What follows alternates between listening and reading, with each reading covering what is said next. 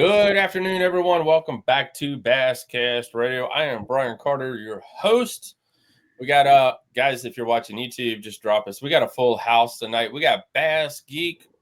We got Thomas in the house. We got Danny. We got Austin. We got a full house tonight. Look, we've been on the road for 2 whole weeks, everybody. I was in Red Crest 2025 a couple weeks ago. The past week, we had the big bass tour on Smith Mountain Lake. So the team is finally back together. Miss you guys. What's up? What's up, man? For me, man, just, trying to pump out as much content and caress that YouTube algorithm and say, pretty please love me again. Gosh. Or Geek, guys. You guys need to, like I said, head on over. If you're not following Geek, make sure you are. And, I make some comments. Just watch. That's all I need. I don't watch and make comments. The comments, right? Watch some videos for me. So I'll be honest, you guys. Share comments are almost as important as shares on YouTube for the algorithm part. So if you guys just make, hey, the video looks great, whatever, just say something, and it will help tremendously. So head on over. Be kind to us. We got some good fishing videos. We got some good tips out there.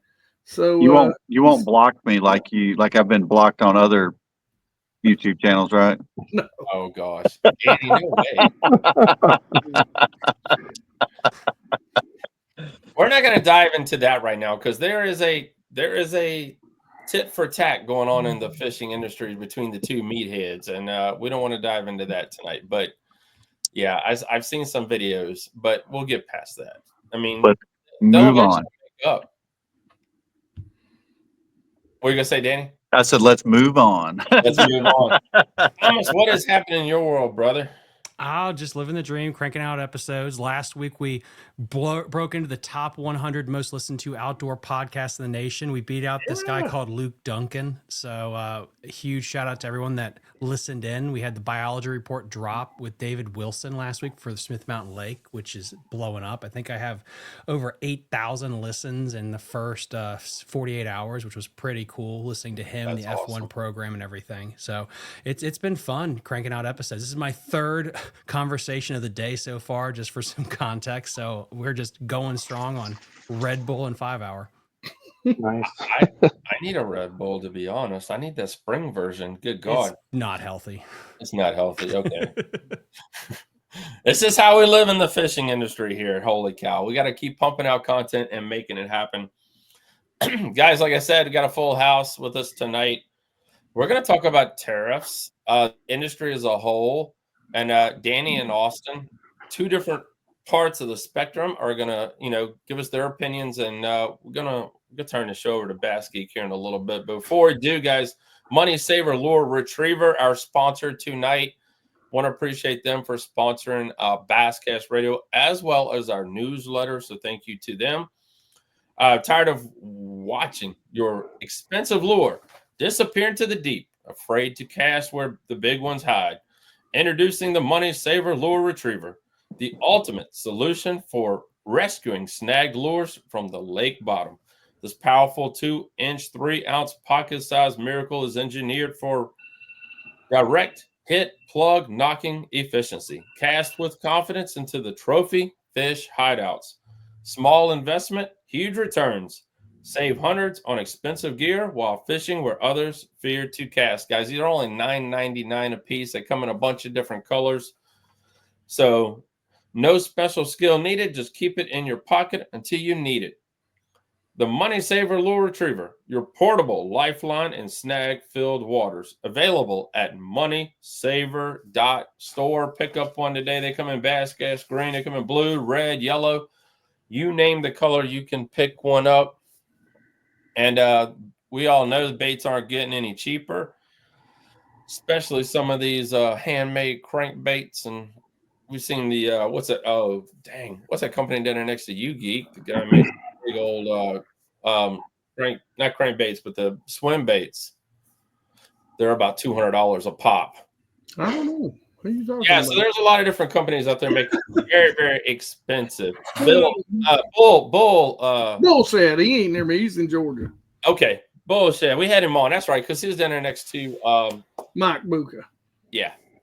But we're talking very, very expensive stuff that you really want to get back. Okay. I mean, even a Gary Yamamoto Cinco is about $3 a piece. I mean, crap.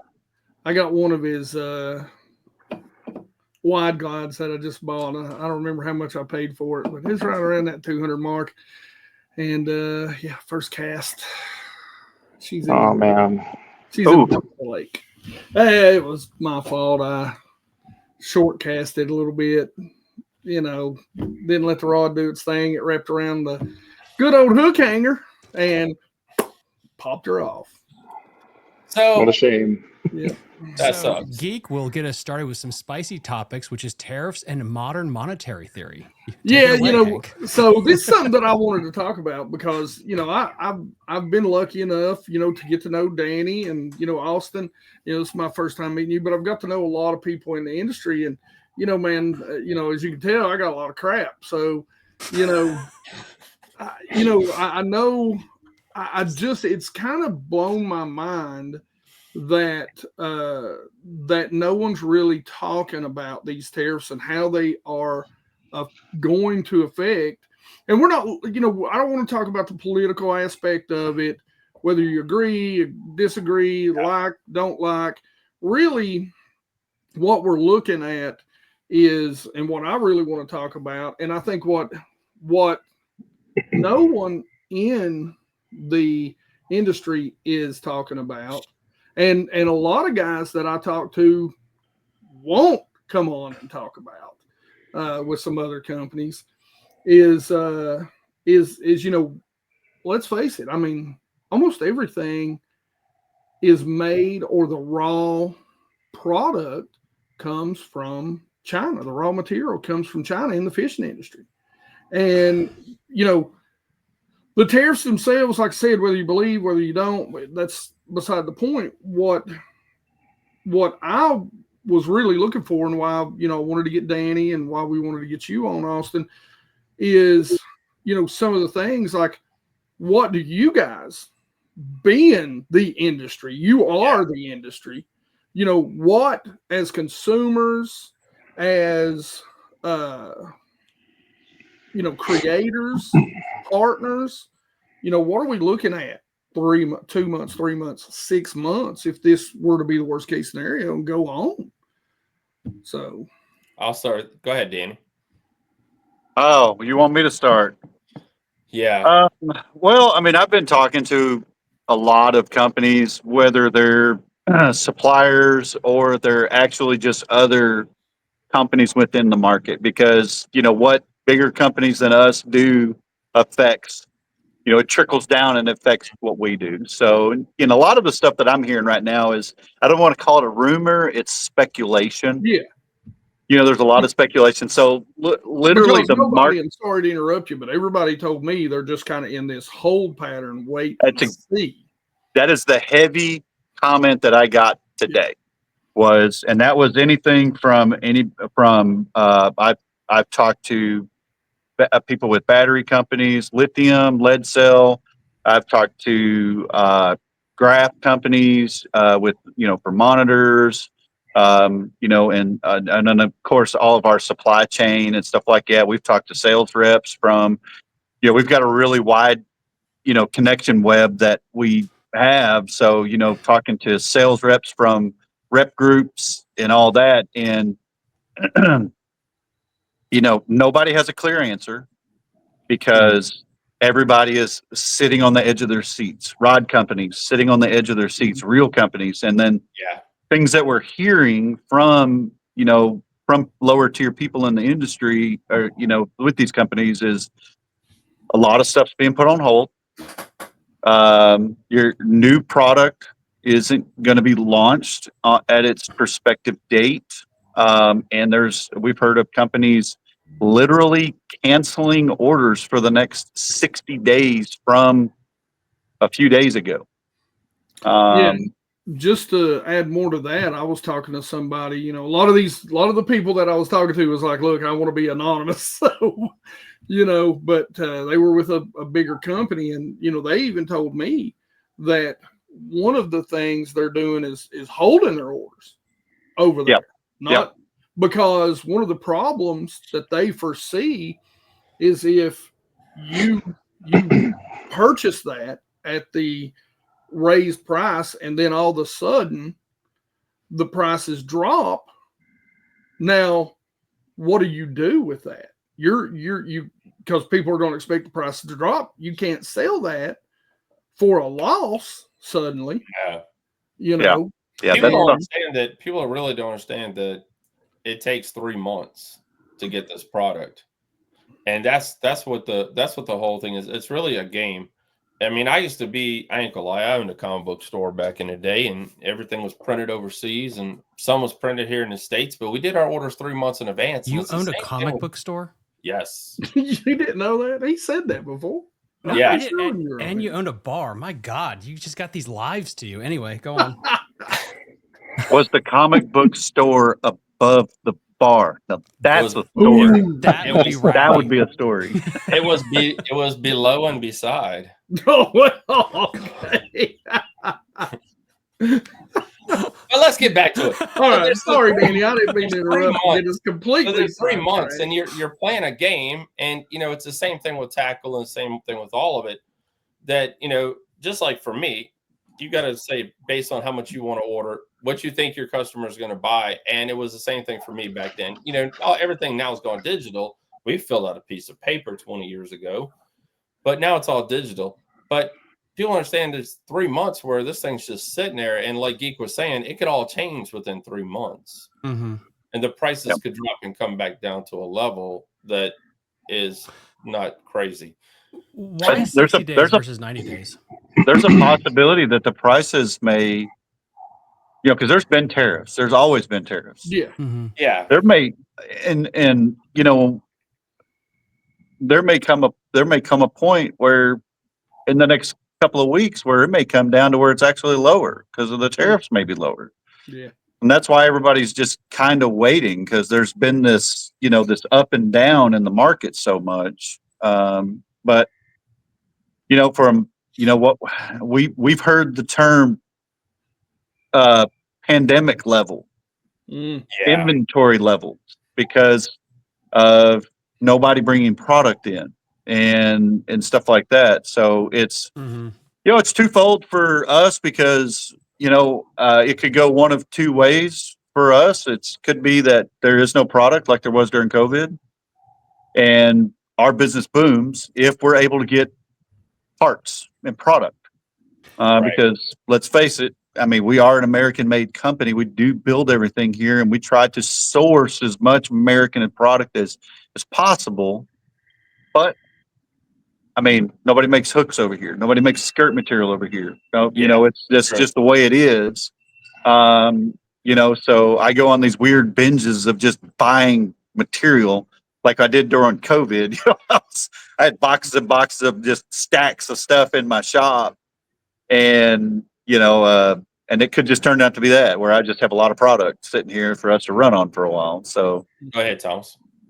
History doesn't repeat, but it often rhymes. And COVID has been mentioned a couple of times. I know in the industry that I'm also in for my day job, like there is a 70% chance now of a recession hitting. And what's interesting is, unlike COVID years where you had this pent up demand and people wanting to spend, we could almost have the inverse, where we're choking and we're having bottlenecks in demand, but then we might be running the economy off a cliff where there might not be demand in 4 or 5 months. What is the differences, compare and contrast, between the COVID supply chains and the demands versus what might be happening in the next couple of months now? As far as for us? Yes. Do you see demand staying for the next 6 months, or do you see, if we actually do veer into a recession with unemployment, that the demand won't be there in July and August? I mean, I feel like there won't be a demand at the level. COVID was a anomaly all by itself. COVID was just out there, like it was absolute craziness, for everything that was going on, because nobody was at work, everybody was fishing or everybody was hunting, and all that kind of stuff. So as far as the demand, it's hard to judge anything by that demand that was there.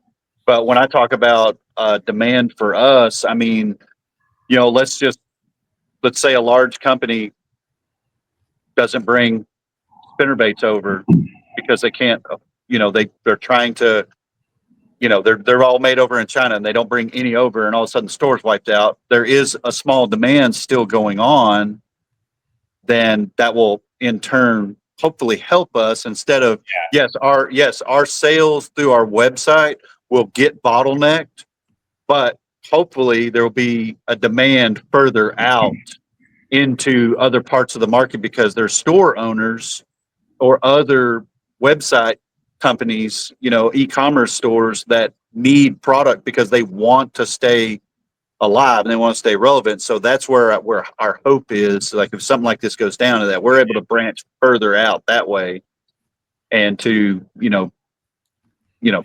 pump more product out, so to speak. Austin, you put out a press release this past week. We were talking about it prior to the show. What's Louis Lures has going on? And I'll let you talk about the press release as a whole, and then everyone, by the way, it will be up on the basscast.com probably later this week or first of next week. But tell us what you got going on over at Louis Lures.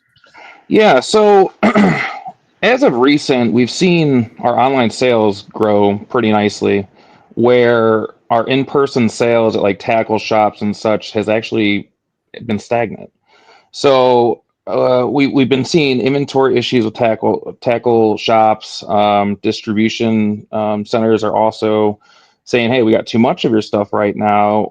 We can't even get them to accept more orders for other tackle and whatnot." So it's quite an interesting, dynamic where it's like we're growing, but in-person sales are kind of struggling. So what we're trying to do is we're trying to take that by the reins, and we're trying to give back to our consumer to grow even faster by lowering our prices a little bit, because these baits that are made overseas are not really, they're going to be costing a little bit more, right? If the tariffs keep going, as they keep going. So we want to capitalize on that. We want to be able to bring the consumer onto the side of American made, and be like, "Hey, we're here for you too. We'll try to meet you halfway, right? We'll provide you the great American, quality, but we'll also lower our prices too, to kind of compete with, the foreign made products." So we're lowering our prices. We're also we sell floating soft plastic stick baits. Okay. And it's been it's been in demand for sinking plastics like Gary Yamamoto. Those are sinking soft plastics. So people are used to having those types of stick baits, and they've been coming to us saying, "Hey, can we get a sinking version?" And for the last couple of years, I've been kind of on the fence about it. Like, should we take on more inventory? Should we expand out? Is it really necessary? And we're at the point where we want to take more market share. And we want to get those people that only use, sinking plastic baits onto Louis Lures. So that's where we're trying to go right now. Yeah, guys, like we were saying earlier, the tariffs go both ways. And if you really don't understand, for companies who ship out of the United States, it's been like 35% to 40% tariff going the other direction as well. And it's been that way for quite a while. And no one wants to tell you about that. And because, they want to label you the 1% because you own a business or you own something. And next, that someone just like Louis got a product a lot of people don't sell, make. I know, Louis, you do your hand poured yourself in-house. And so, when we ship and go overseas, he has to pay the tariff there as well. So, I mean, we're kind of in a tariff war is what it really is. And I mean, I understand bringing companies back, but we still can't do it. That's the whole thing. And that's the whole point behind all this. We can't bring them all back because, like Danny said, hooks aren't made here in the United States. No. Well, there's very few raw materials right now.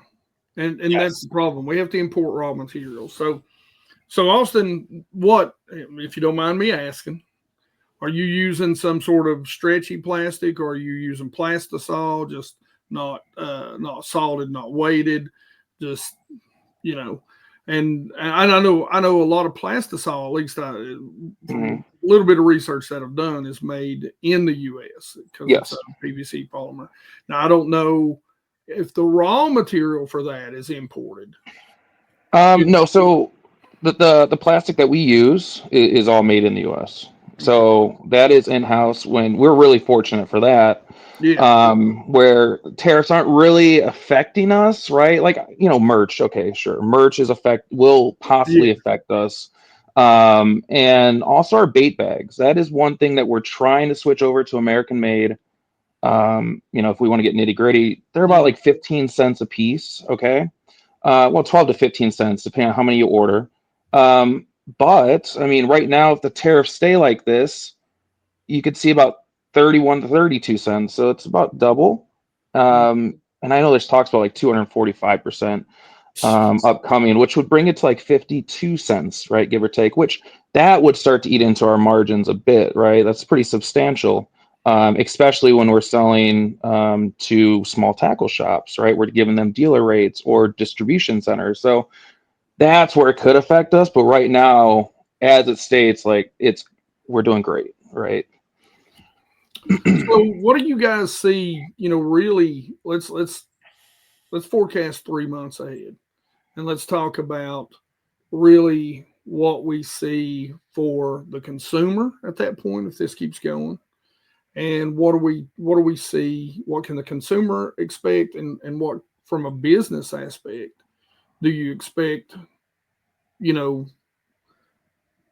The industry, the demand, the supply to really look like? Because I know a lot of guys. Again, I don't want to name names, but a lot of guys. For example, your tungsten companies. Your tungsten companies. I think there's one supplier of tungsten in the U.S., and I've talked to them, and it's almost astronomical to get them to make a jig head. So maybe invest in lead right now, but so what do you guys kind of see? I mean, because I know there's a lot of companies that if you like you, Danny. I mean, hooks, swivels, which, to give you a heads up, my understanding is, oh my God, I just went brain dead. There is one hook company in the Eagle US, Claw. Eagle Claw. They have actually moved their facilities to the U.S., even their. They moved to Trocars and everything. Now, I knew don't know they were about building a Trocar. facility out. I don't know about the Trocar part. I think it's in Colorado, isn't it? Is it Colorado or something like that? I heard they were building that facility over there. Yeah. So now I heard that they were building, we'll just say the Eagle Claws in the U.S. that they were sending them to Mexico to be snelled and then back. But I've heard that they're now snelling themselves here too. Now, again, this is all hearsay. I didn't call up Eagle Claw and say, "Hey guys, tell me about your business model." So, but it was from a pretty reliable source. But hope that might help you out. By the way, sir, I was just throwing that out there for you. So, but go ahead, starting with you, Danny. Let's talk about that. Because me and you talked about that. Well, I mean, I don't want to be. You want to try and gloom. That's what this is about. I know you don't want to be doom and gloom, but let's just say, let's say tariffs either stay or go to that two. I saw that today as well. That today too. 200 plus market. So prices are going up. There's absolutely no way around it, because you figure if prices go up to, everything you have is, it's doubling, tripling, or even more in price. And supply is going to get to an extreme low. And I'm not talking about supply for shelves, like regular tackle that you're used to seeing on the shelves. I'm talking about people like us. There's going to be a shortage because there's going to be companies that just say, I'm not going to pay that. and they're going to go out and they're going to shut down. And then eventually it's going to have a ripple effect through the entire industry, or you're going to have suppliers shut down. You're going to have suppliers close because, I mean, yes, I mean, if it stays like that, these companies are going to start looking for other options. They're going to start looking to go to Mexico or go to, other, closer companies. And I've known for years that Mexico is poised to be like a manufacturing capital. They've been trying. Yeah. But I mean, but then there's that whole turn right there is if literally that tariff number stays there outside of the fishing industry, everything else is going to get so much more expensive, and fishing tackle is at the bottom of the list. Oh yeah. It's at the bottom, and people just aren't going to be buying it anymore. So, there's going to be a lot of us people that are going to be looking for storage buildings to just put this stuff in and wait for everything to kind of come back. I don't want to say anything bad about I mean, tariffs, yes, are bad. I don't really understand a ton about it myself, but I understand what you're talking about there, Danny. But on the other hand, on the other side of this business we have right here, I always kept referring back to the baseball card model back in the 90s, where everybody had a brand and there were 10,000 brands of baseball cards. Yep. Went from the 4 to the 10,000. And we really are needing a house cleaning. I hate to say that. It's, the industry is well flooded. I mean, there are so many jigs. There's so many spinner baits, so many crane baits. So many. 100% agree on that. So survival of the fittest. It's going to be that. Yeah, it's definitely going to be who planned, who was smart about their purchases, about their marketing, and who could hold out. So it's like the soft plastics industry. My industry is flooded, but the soft plastics industry is insane. It's crazy. And I see that, and I'm not even in the soft plastics game. I see it. And so, yeah, that's actually, I mean, it'll actually help some people that are well established. It's going to help well established companies. That's what I'm talking about. Like, that whole, the COVID kind of effect a little bit, where it's going to help out some of these, these companies that are staples that, were kind of planned for or acted, not reacted, so to speak. I mean, I'll play Johnny Raincloud. I mean, it's going to be great for the hedge funds and the different companies like that will be able to go in there and purchase everything. And soon we'll have 3 companies probably owned by Johnny Morris that run everything. That's just to play Debbie Raincloud. And unlike COVID, where you could have Cinco's go for the street price of a bump of cocaine and people would pay for it. If those same prices happen now, and if everybody loses their job, what will happen? And again, it's an asterisk because we don't know. I know that I'm in DC. About 40% of the people I know are losing their job or being furloughed, and that stuff won't hit the reports until August because they get paid until September, which means most of those people are going on a vacation until August. So that the Fed hasn't even registered that part, that we have about 600,000 unemployments coming in August. That is hitting the zeitgeist in August. So what will that do?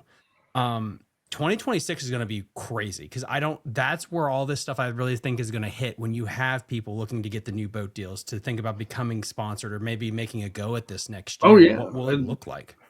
And that's one of the things that actually me and Danny talked about, and me and a couple other people talked about.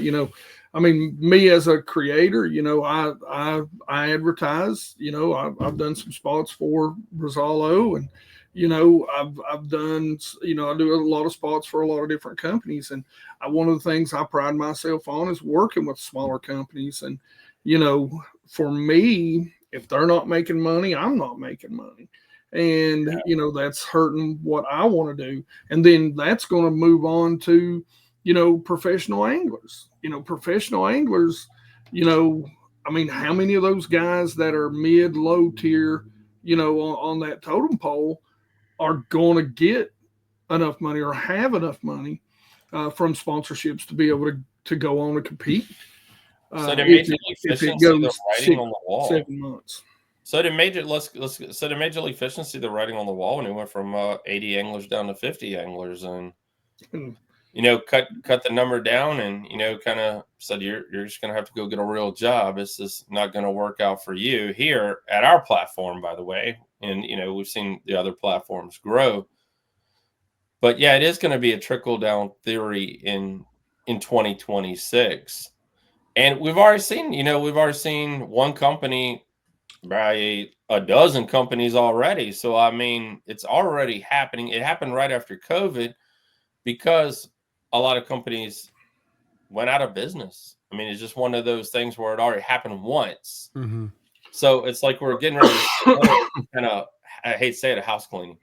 I really do. And it sucks as a whole, but you're going to have a game plan like we were talking about earlier. And, I was blessed, and I ain't gonna lie, the Basscast survived because I had a podcast show. We did podcast with people. We're still putting content up on the website, and we didn't have the newsletter yet, but we were diversifying in different ways to stay, relevant, keep up with everybody. Everybody started a damn podcast, by the way, because nobody could get out. Except for we had a tournament event. I ain't gonna lie. We still ran tournaments. But I mean, there was ways to diversify during COVID, and you wonder if that's not going to happen this time around with these tariffs. COVID was very unique, though. Again, like we talked about, like things being astronomical. It's like really I ushered in the era of kayak fishing and outdoors for everything, to where some industries suffered and others like had a boon and you could just retire. RVs, things like that. And there was so much money being pumped into the market and to the economy, so people had money and time to spend on stuff. I don't think this is going to be the same thing. I think we as human beings like to look at the last big tragedy and be like, it's just going to be just like this. Yeah. And I think that's something that sometimes it might be kind of like that, but it's going to be a different flavor. And again, will there be the disposable income for the consumer in a year to be able to put back in there to be able to get the supply chain back to where it should be? I'll be honest, I don't see that happening at all. I have a feeling that the markets are going to have to level because we paid out a lot of money during COVID. There were a lot of checks being written and a lot of money going to waste. Some people used it correctly. Some people call it waste. And I think this one's going to be where it's going to, I hate to say it, we had all that boom, and now we're going to kind of just level, and it's going to be a level plateau for a little while. I mean, we've already kind of done that. I think this is going to be worse than a leveling. I think this is going to be a sinkhole. Is what I think is going to happen. Austin, we talk about the soft plastic industry. We have to talk about molds. So, and coming out with new products, where do you see that happening? Custom, what do you see the effect of any sort of product line there? Well, so molds aren't really going to be an issue for us, if they're CNC'd here in America. So, but what I do see a problem with is, like what was brought up earlier, there's a million different people doing soft plastics. During COVID, everybody and their brother and their mother were making baits, right? And you were scrolling through Facebook, you're like, dang, what the heck? Another guy and another guy and another guy. And we are in a business that is a want and not a need. So we are kind of, vulnerable, if you will. Because last year we started to see stagnant growth in terms of, new consumers, right? And it really is, it's part of a hobby. So, that being said, you can just open up your father's tackle box and there's baits and lures in there that you can use. You don't have to go out and buy new products, right, to be successful in fishing. So that's one thing that I wanted to bring up. Back to like molds and like setup costs and all that. Smaller companies, I could see them struggling, especially where they get their plastics from. If the material comes from China or from Europe, I can see that being an issue. So definitely, if you are a startup right now in the fishing industry, no matter if you're, a crankbait painter, getting into soft plastics, it's going to be a struggle. That's just the bottom line. Tariffs are not really like, I'm not just talking about tariffs, right? The economy itself is struggling, and hobbies are the first thing to be pushed to the side, right? We all have to be realistic about that. Um, I've talked to a lot of tackle shops over the last few years, and last year was one of those years where people are starting to close their doors, right? And now, just like DMV said, people are getting laid off. Orvis just laid off 10% of their workforce. I think it was like 100 people. And that's just in the fishing industry. What about the tech jobs? So, you know, it's going to be rocky. It's definitely going to be rocky. Online sales for us are doing great so far. I love it. Keep it going. We'll continue to support our customers, giving them great products, just like Danny would as well. But I think the ones that will get hit the hardest are going to be the retailers. Your tackle shops are already getting hurt since last year. Usually those tackle shop owners, I'm sure you guys have talked to those guys. A lot of them do it because they're either in retirement and they're the ones running the show, or they're doing it for fun. Yeah. So you know what I mean? So we'll see. That's going to be the thing that's going to hurt the most, is seeing all the tackle shops either going out or struggling. So, and also the startups. Yeah, Sorry. also right there. COVID did get us kind of in that bubble where we all started ordering everything online. And we, didn't go to tackle stores like we used to in the past. I know we had Discount Tackle pop up, which is an affiliate of mine. We already had the other tackle place, which sponsors Geek, by the way. But I mean, you know what I'm saying? We all kind of got used to it. Even people, I ain't gonna lie. I mean, even people like my mom or 40, 50, 50-year-old people started going online and ordering stuff. And I mean, I never thought in a bazillion years my old man would have had a cell phone, but he did. I mean, it's a guy that wouldn't pick up the phone at the house if it rang off the hook, but he got a cell phone. So, I mean, everyone kind of came up to that level where we all started ordering offline. And and when they closed the doors, the pandemic hit, everybody had to lock up. They did whatever they wanted to do to stay safe, whatever they call it. But go ahead. I was just going to say some more morbid news just to hear everybody up. If you go to the Wall Street Journal, credit card debt is at an all-time high, and the housing market is at the same levels it was in the summer of 2007. That was before the housing bubble burst. Yep, just before it popped. So I've heard people again keep saying like it's like COVID. It's just like COVID. It's a different coat of paint on this bad boy, because it is. People are in complete debt. Eggs cost a shit ton. And with the housing market and the job potential with this thing, if you can survive the next 2 years, but that's the same thing if you're saying you survive nuclear winter, like you're going to be in great shape. So we'll see what happens. I mean, my house is $1,200 up and $1,200 down. The same house up the street, I paid less than $150, is going for $300,000. And it's nothing special about this thing. It is nothing special about it whatsoever. Well, I just live all outside gonna of DC, have to come down. So everything here, I just live outside of DC, so everything here is over like 1.2 million. And so no thanks. Spoilers, I don't own a home, just to make sure I'm not rolling in it. But again, it's because like with the COVID bump and all that. But anyway, the point is, I don't know, man. I'm really nervous if I owned a brick and mortar and I wasn't in the bubble. And that's the one thing I've had Steve Chaconis on 1,000 times, and he talks about the DC bubble, that if you live in Northern Virginia, Maryland, you're kind of insulated from all this stuff. And so people will still go fishing in this area because of the government jobs. What makes this so different than every other thing that's happened is it's government jobs that are also being directly affected. So one of the biggest employers in the United States, the federal government, is slashing left and right. What is that going to do to things? So now my next question is, what do we think the effect, do you think the big boys, the mega fishing corps, if there's anything, Mhm. what do we think about them? I mean, because there's some of them, they're solely made in China now, or at least the majority part of them. I mean, do we think we're going to see any of them, or we think they're just going to buy up other companies and add to their product lines already? And then what's going to happen to professional angling?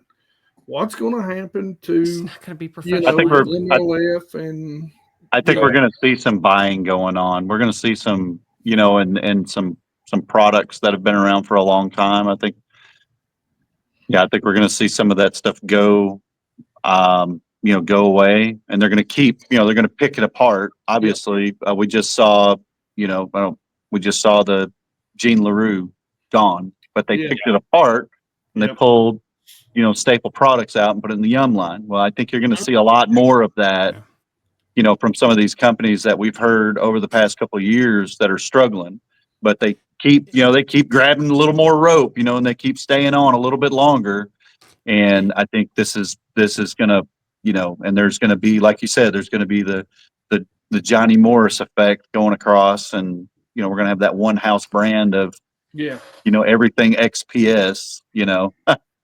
Well, I even heard that one of the larger companies, one of the most well-known companies, had to take out a loan, a very substantial loan, to pay off some of its people. And then we talk about professional anglers at the Classic this year. I was shocked at the amount of anglers that were there looking for sponsors that I thought were already well-sponsored anglers. Wow. So already, and it's tournament season, and these guys, there's one of the guys that fished Classic. I can't remember which one. One of the guys fished Classic, no sponsors. Wow.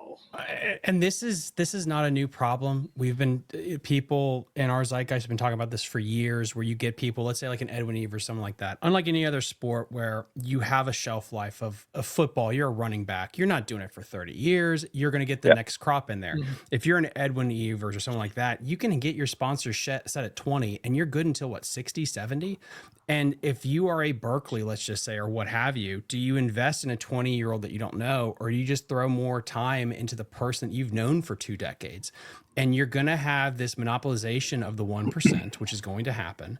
And down the road, this, I think, will kill the national level stuff. You already see this dispersion. Like, why is kayaking catching on so much? Why is regional tournaments, like in Virginia, you have like the Elite 70, you have regional events, because people are like, I can't travel. It costs too much to do so many things. And the whole brand of fishing is this shroud veil of hope that you can make it, and that it's anybody can actually become a pro. Once that illusion is broken, what will happen? And it is endured so much. It endured the housing crash. It endured, ESPN selling them. But when that veil gets broken and people realize like there is no money in this, there is no sponsorship dollars left. That's something I don't think fishing has faced yet. And that's approaching that existential crisis now, because you have 3 big dogs that are fighting for the bowl. And I don't think there's enough money, time, media, and marketing dollars to go around to everyone. And so unless this becomes like NASCAR, where it's just these people, they're not actually professional athletes, they're just paid faces that you put on the camera, what will this look like in 5 to 6 years? Geek shared a video with me, guys. What was it, a couple weeks ago when the guy was talking about bass fishing turning into a sport like baseball or football. Oh, yeah. Yeah. It's, or NASCAR, where it is a, I own you. And, you're a part of my brand, like you were talking about, Thomas, and moving to that direction as a whole. And that's the direction it really is moving into, like you were saying. And I think that's why Boyd had cut down the field. I think he kind of recognized that it's not a sport. It's, you get a couple of brands that people that are set, like with a great following, DC, Wheeler, people like that. And you're just promoting the heck out of them and you're letting them compete. It's good for television. It's good for viewing. It's about the brand that you have. And if that's the case, I think you're going to have a huge striation. You're going to have those people you watch on TV, but then you're going to have your grassroots thing that's going to really evolve and grow. And I think that's where you should put your stock money, so to speak, is there's going to be a lot more regional stuff that pop up because people will fish still. I'm just not going to travel to Florida for an event. I'm going to stay local and fish. And Yeah. I think that's the and evolution. that's been happening here. I think that's one of the reasons why the Bassmaster Opens went away from where you had to fish all 9 and went back to where you just fish your region. And then you went, and I think is another event after that. If you qualify, like the top so many went and fished another event. Please don't quote me. You guys probably know the different tiers that Bass does. And even like, the Bass Nation of Virginia, luckily their big event this year is on the James River coming up. But, that thing has been like out west or Florida or, hours and hours away. It's a Wednesday, Thursday, Friday deal. Practice starts on Monday and Tuesday. That's 5 days of vacation for the common man. And it's really, unless you have this driving goal to be a elite or NPFL or Major League Fishing angler, like Thomas was saying, you can fish a Elite 70s event and take home $3,000 or $4,000. You can fish the Cat Team Tournament Trail, which we have here, and take home at the championship. I think that thing pays like $15,000 or some crap. So, I mean, there are a lot more ways to stay local and take home money. Yeah. Unless your goal is to be, in the pro angler. Go ahead, Guy. Well, let's talk about an industry we haven't talked about yet. The boat, the kayak industry. Let's talk about the tin boats. Where are they getting their metal from? Let's talk about the fiberglass boats. Most of the resin comes from China. Mm-hmm. Yeah. Now, where does the plastic come from? Because I don't know. I won't kill this The real kayak. quick. The boat manufacturing companies, there's too many. There's plenty of them out there. There's plenty of kayaks. I don't know that there's too many bass boats. This is going to do this to the bass boat What's industry right left? here. I mean, we can't count all the ones that that Bass Pro owns as different companies. That's just one. But I mean, really and truthfully, we know this what brand they have on the side. I mean, but to Brian's point, like, I mean, I'm good friends with Brian Lancaster, he's the reason that we have a Bass Pro Shop in Maryland. He's been at Mare for 50 years or whatever, and he talked about like when Bass Pro Shop stopped selling John boats. It's because of the tariffs in Brazil. Brazil's where we got a lot of our aluminum from back in the day. And you saw that pinch point there. And so it is going to be fascinating because, I mean, like when you have Icon or IKEA or whatever the hell it's called, and it sells for $150,000, which is the GDP of like the Dominican Republic. Base price, yeah, where do we go from there? At some point, if you keep digging a hole, you hit bedrock. At some point, the prices will hit a point where it capitulates. Look at the truck market. Before COVID, anyone that was blue collar could want to get a truck. You can. Now, good freaking luck buying a reasonably priced truck, and people just don't buy new trucks anymore. There's a great, resale and used vehicles. At some point, we got to reach capitulation, right? But I mean, I really do think that we're at a point right now in bass boats. Even the pros are having issues selling bass boats. Yeah. Even because, I did a show and I didn't write it like I was supposed to. But, luckily the pros get about a 40% discount. And this was from another angler, and we talked about it. But, they're even not even making the money that they were making in the past because, like this angler told me, the 40%, even if he sold it for 35, he would take the 35% that he made and reinvest it into his tournament fees, travel, and all that stuff, which kind of got him kicked off for the beginning of the year. And that is if he's got accessory sponsors or deals. Yeah. So you have to have deals with, everybody. the jack plates, the power poles, because all that, you can get a nice, sweet deal from the boat company. But then if you don't get deals with everybody else, that stuff piles up real fast. But now what we haven't talked about, what about, because again, I the kayak industry is growing. Where does the raw material for the kayaks come from? I know the it's motors. The moon. The moon, yeah. The moon, yeah. Top secret. The kayak motors, those do come from China. Fairies and leprechauns bring it over. They are. I've seen it. No, but I mean, the motors do come from China. From the few that I've looked up before, and those things are already like $1,500 a piece. Yeah. So I mean, Yeah. just like the housing market, it's like, well, there's only so much money someone can take out as a loan, right? Because we are a debt-based nation. There's only so much money someone can take out or even have in their bank account. So it's like, sure, a $1,500 motor, some people can afford it now, but let's say tariffs go higher and the economy gets more rough, and now it's $2,300. Well, now you just cut out more consumers that want that, and they're going to delegate their actual money into something that they need instead of what they want again. Then that's kind of where I'm going back to. We're in a hobby, right? This is a hobby, so it's really interesting. When times get tough, people sell their boats. Yep. Yeah. Might not be anybody to sell them to right now, though.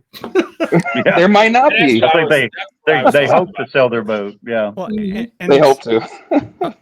A person I talked to that wants to be remain anonymous is a lot of boat manufacturers would absolutely adore if kayaking took off because they can make way more money with margins. And this is a reason Yamaha bought Torqeedo. Yeah. They're kicking the tires on getting into kayaking. Because if you look at the margins, for me to pump out a bunch of kayaks and sell them at a premium mint, I make way more money with a lot less headache than having to put together a 21-foot skeeter.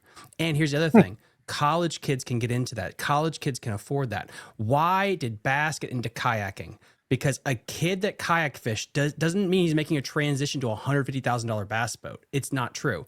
It's because the people that back Bass know they can read the tea leaves on where things are going. If you have a wife and you're starting a family, you cannot afford to chase the dream of a boat, but you can get into kayak fishing and compete. It's cheap, it's efficient, and you can store it almost anywhere. But how long will it be cheap?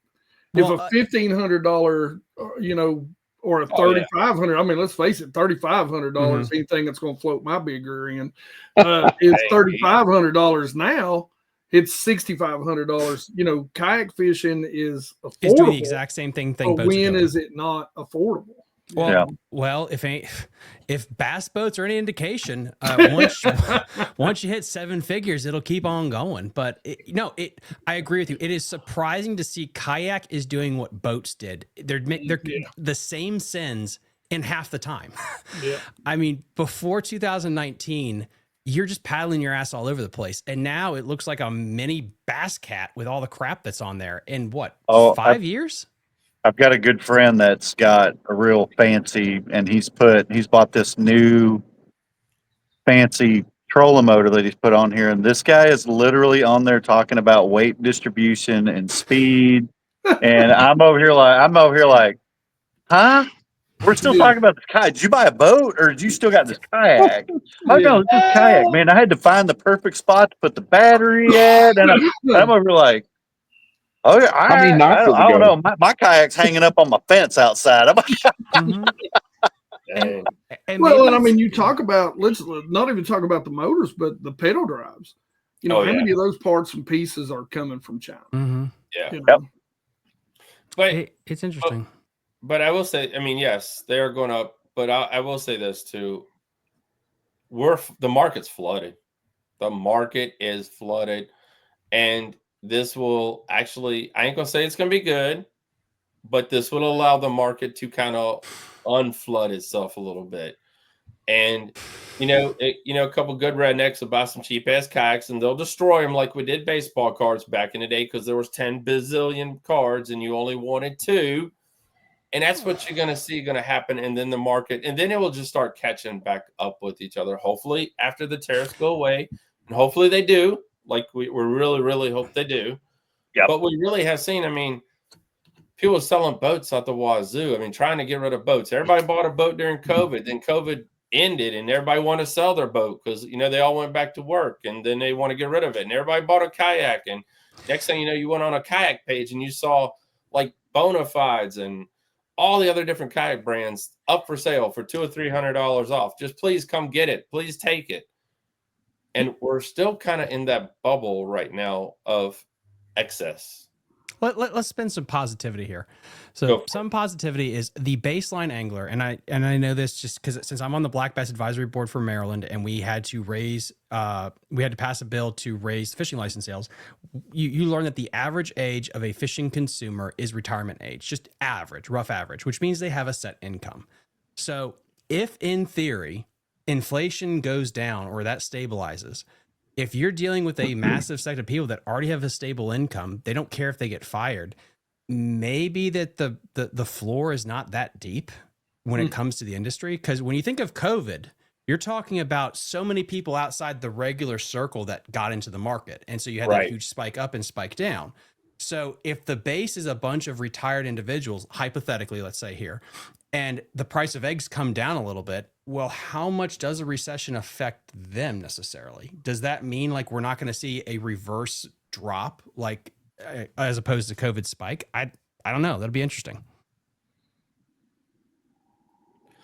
All right. So there's some this is depressing. I mean, my God, good Lord. It is, but I think we need to do this and speaking to the consumer out there, I mean, I really think we need to do this. And like I said, we don't want to make this political. We're not for or against. We don't understand. We're not politicians and whateverists and, but the thing of it is nobody else is talking about this and consumers need to be prepared in case it does happen. We hope somebody blinks. Because there is going to be a shortage. I mean, I think we're past the point of go for that. I think there's going to be a shortage even if the tariffs come off tomorrow right now to a certain extent. And I know a lot of people are, look, we need to build in America, but the truth of the matter of the fact is there's only about 4 companies that could, even if they wanted to, spend any sort of money to build any sort of manufacturing facility in the United States or elsewhere. And, the truth is to build, train, and find that skilled labor, which unfortunately got shipped out in the 80s and 90s. It's a 5-year plan. Minimum. Yeah, you're right, Dookie. I'm glad you said that because I was listening to a podcast show the other day, and they were talking about that as well. And they were talking about going to Mexico because they said it would be stupid even to invest here in the United States. Oh, yeah. Because of the time that it would take to get your company up to that speed to invest the money. And so they were just looking to go into Mexico and start ordering everything from Mexico and just leave China altogether. Yeah, but not if you're going to World War III. It makes it real quick, don't it? Easy now, dang! Talk about this episode has been brought to you by Prozac. Doom and gloom. All right, so we're gonna wrap this up, guys. Really, really appreciate Danny Austin for coming on. I want to give everybody a last word, and then we're gonna end this bad boy. Now is the time, everyone, to go to your as you can see from Bass Geek's house, or go to your garage or your closet and start pulling out all the old worms you threw in the back corner and going through all this stuff and, putting it back in your bass boat again. That's right. Listen, don't come to my house. I got a gun and y'all ain't getting shit. It's all mine. I'm still going fishing if the worst happens. So you know what I say? Y'all, I'm fishing. Danny, you got anything before we leave, boss man? All I got to just, people out there, there's still consumers out there, think about your small companies, whether it's a local person or a small company that's out, because these are the people that are going to get affected the most because we don't have the extremely deep pockets and stuff like that. So, if you have an opportunity to buy from somebody that's a small, owner, then buy from them, whether it's Joe's Tackle Shop, or somebody that makes quilts or straight from the manufacturer. I mean, stuff like that. I always look for stuff like that. And I'll always, we always support our local and small businesses.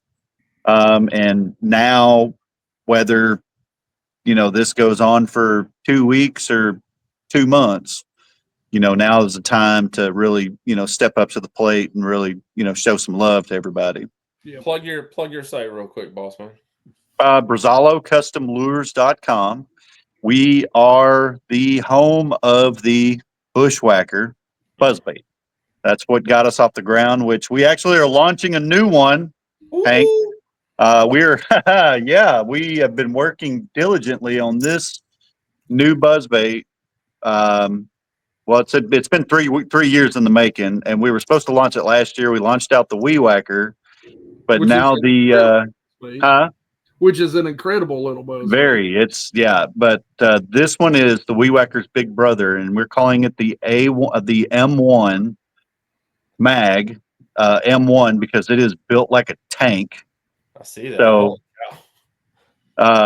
So, this is going to launch in another week or so. We're trying to just get everything, got to get all our advertising and all that stuff done with it. But what a time to launch a new bait. Hey, there's so many great businesses that came out of COVID. I mean, you guys, every bubble, something will come out of a bubble. It really does. And it's usually pretty good because someone finds a will and a way to make it happen.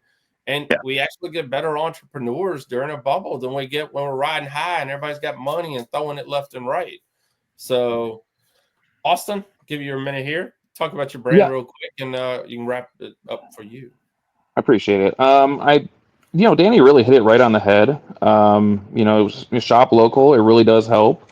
Support the big boys too. Why not? You gotta use the lures that work for you. So if something, by Rapala works for you, use it. Go ahead, support them too. But do support the local or smaller businesses. They do have the smaller margins, right? So I think you hit that right on the head. For me, my website is louislures.com. What we do is we sell stick baits, soft plastic stick baits. But be confident in the market. Our businesses, we always adapt, right? Danny's going to adapt. We're going to adapt to try and stay with you guys, right? And to come out with new products. Even in downturns, companies still innovate. They find ways to innovate. Mm-hmm. So it's not always going to be doom and gloom, right? I will say we did have 197 product variations last year. Okay. We didn't sell just stick baits. We sold craws, we sold jerk baits and all that stuff, but we are adapting and we're going back to our roots of stick baits, and we're going to continue to grow into more stick baits. So even though times are getting a little tougher, we're still trying to innovate. We're still coming out with new products to keep everybody happy, their wants and their needs. So be confident. It's not always going to be doom and gloom. And, just like Bass Geek over here, you still have baits, right? Bass Geek might have a whole tackle shop in his house, but everybody, what? I'm guarding them. Oh, I see it. And honestly, when I first joined, I'm like, man, he's a tackle shop. And I don't know why I've not contacted you just yet. So I think we got to get in contact, get some Louis lures on that wall. So there we go. All right, Thomas. Right. Oh my goodness. So we have our next members only fishing tournament. It's going to be starting April 26th and going through Father's Day, June 15th. This one is brought to you by Brian. No, it's the Bass Cast, not just the Brian. It's going to be this is the biggest payout that I've done for any of these tournaments. We're giving away $500 plus a plaque to the first place winner for the smallmouth division, the largemouth division. 3 big fish awards for the largemouth side, $100 plus a plaque, and then also smallmouth side. I'm giving away $100 for the biggest smallmouth caught in Pennsylvania waters, Maryland waters, and Virginia waters. Last one was insane. I think we had over 500 fish documented and caught within a month, all over 3 states. So, and that was from January to March. And my dumbass thought we could hold one in the winter, and then everywhere decided to freeze over. So I can't wait to see what happens now that the water's unfrozen, how many fish we get recorded. So that should be fun. So this is Patreon members only, correct? Patreon members only. I think we're over 230 people right now that support us every month. And I only have a couple of spots left before I shut it down for the rest of the year. And then I'll be adjusting rates for 2026. So if you want to get in on all these tournaments, I back all these tournaments out of my own pocket. So whether it's 2 people that show up or 1,000, the money's guaranteed. So really get in on that, and you get to help support the show too.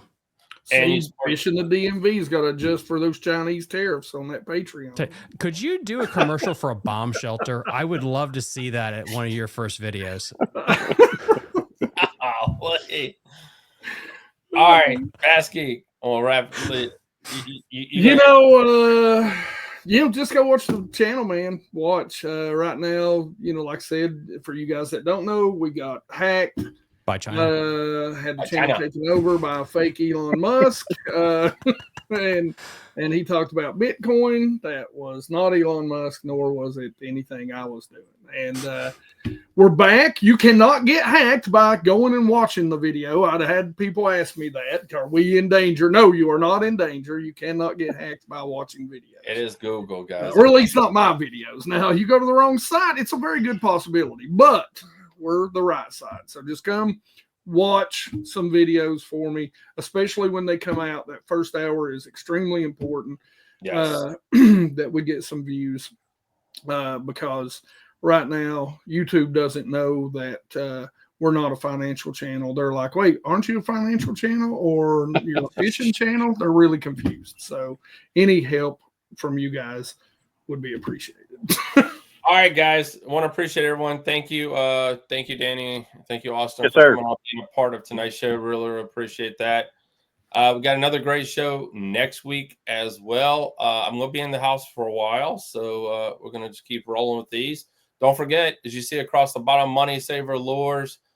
Pick up one today. They're under $10. I mean, that is nothing. I mean, it's the price of a bag of Cinco's pretty much. That buy a couple, buy them for Christmas, buy them for the first time angler, a birthday gift, pick up their favorite color. I don't know. I don't care, to be honest. But I mean, like I said, they're going to help you save money. And that's what this is all about. It has a need, and the need is to help you save money when you start buying really, really expensive baits. Even some of these mag drafts that everybody's throwing right now up on Smith Mountain Lake, you never know what you might get hooked up on. So purchase one today. Again, appreciate you guys all listening, and we'll see you all right back here next week on Basscast Radio.